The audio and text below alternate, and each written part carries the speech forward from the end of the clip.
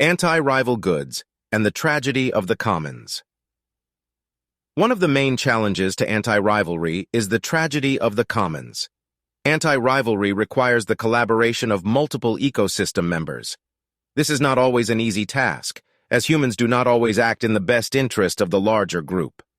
One famous example of this is known as the tragedy of the commons.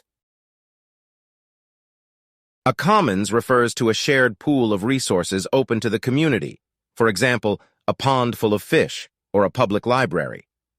The tragedy of the commons is when individuals overuse the resources for their own gain. Demand is in excess of supply, and the entire system breaks down. If we consider the example of a pond full of fish, a fisherman decides to catch as many fish as he can, making a large profit. Unfortunately, the fisherman has depleted the pond too much, and the fish are unable to repopulate, leaving the commons empty. What does this mean for digital goods? A digital commons obviously is not the same as a pond full of fish or even a library. Commons with physical resources like fish and books deal with rival resources, whereas digital commons deal with anti-rival resources. You cannot overfish a digital commons. Here, we have identified several challenges that may emerge within a digital commons. We refer to these challenges as collective action threats.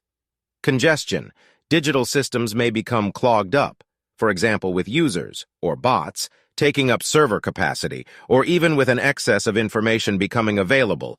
Think, for example, of a Wikipedia page being updated constantly. Pollution. Inaccurate, unaligned, or low-quality information is uploaded to the commons.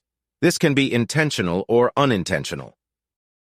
Violation. Community members break the rules of the ecosystem, which can cause other community members to leave or can even cause legal trouble. Rebellion. Users leave because they are unhappy with the commons. Negligibility. Community members do not contribute because they think their impact is too low. Each of these issues can become compounded, creating greater negative externalities for the community. One final challenge to point out is free riding. Free riding is when a member of the community takes the benefits of the commons without contributing anything.